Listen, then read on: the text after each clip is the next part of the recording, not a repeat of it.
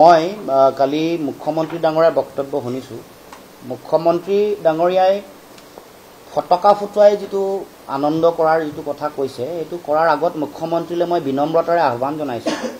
আপুনি এই কথা কোৱাৰ আগতে, এই আহ্বান দিয়াৰ আগতে আৱেগত বিহ্বল হৈ থকা জুবিনদাৰ গৰিমাবোৰ মুখলৈ চাই এবাৰ আপুনি নিজকে সুধি এই কথা কেতিয়াবা ক'ব বা ইয়াৰ উত্তৰ দিব। আৱেগিক হৈ থকা বা আৱেগে দহি থকা যিখন মুখ, সেই মুখখনলৈ এবাৰ চাই মুখ্যমন্ত্ৰীয়ে বক্তব্য ৰাখিব বুলি মই আহ্বান জনাইছোঁ বিনম্ৰতাৰে।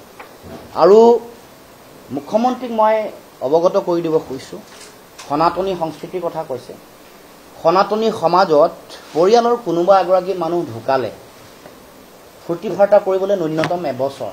আপোনালোকে জানে যে প্ৰথম বছৰেকীয়া নোহোৱালৈকে কোনো ধৰণৰ বিবাহ বা আনন্দ ফূৰ্তি কৰা কোনো অনুষ্ঠান আমাৰবোৰৰ ঘৰত নহয়। মুখ্যমন্ত্ৰীয়ে হয়তো ক্ষমতাৰ আগত কথাবোৰ পাহৰি গৈছে।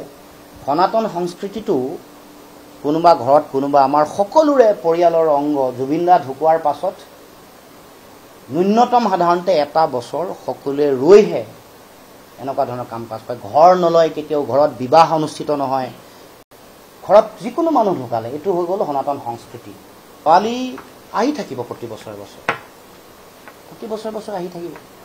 কিন্তু এইবাৰ আমি ন্যায় প্ৰতিষ্ঠাৰ এই সংগ্ৰামৰ যাত্ৰাত এইবাৰ অসমৰ জনগণে যি ভাবিছে, জুবিনদাক শ্ৰদ্ধা আৰু সন্মান দিবৰ কাৰণে যি ভাবিছে, সেইধৰণেই এইবাৰ এই দেৱালী চলিব বা চলাটো উচিত। জুবিনৰ মৃত্যুৰ বেদনা বুকুত লৈ আমি ফটকা ফুটাব লাগে। লগতে মুখ্যমন্ত্ৰীয়ে এইটোও ক'বলৈ পাহৰা নাই যে তেওঁ নিজে ফটকা কিনিব আৰু ফুটাব।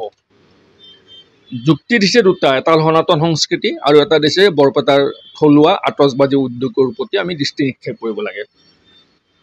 মুখ্যমন্ত্ৰী ডাঙৰীয়াক মই মুকলিকে এটা প্ৰশ্ন কৰিব বিচাৰোঁ যে মুখ্যমন্ত্ৰী ডাঙৰীয়া, দীপাৱলীত চাকি বন্তি জ্বলোৱাটোহে সনাতন সংস্কৃতি, ফটকা ফুটোৱাটো নহয়। ফটকা ফুটোৱাটো সংযোজন। গতিকে আমাৰ সনাতনী সংস্কৃতিত ফটকা ফুটাব লাগিব তেনেকুৱা কোনো কথা নাই। এইবাৰ জনসাধাৰণে জুবিন গাৰ্গৰ মৃত্যুৰ বেদনা সহিব নোৱাৰি নিজেই ফটকা নুফুটাওঁ বুলি কৈছে। মুখ্যমন্ত্ৰীয়ে ভাল পাব লাগিছিল, মুখ্যমন্ত্ৰীয়ে ফটকা ফুটাবলৈ এবাৰ ইনচিষ্ট কৰি আছে। বৰপেটা আতচবাজি থলুৱা উদ্যোগৰ প্ৰতি আমাৰো সমমৰ্মিতা আছে।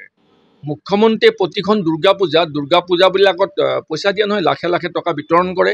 সেইদৰেই বৰপেটা থলুৱা আতচবাজি উদ্যোগটোকো ৰাজসাহায্য দি তেওঁলোকক এইবাৰ থিয় হৈ থাকিবলৈ সুবিধা কৰি দিয়ক।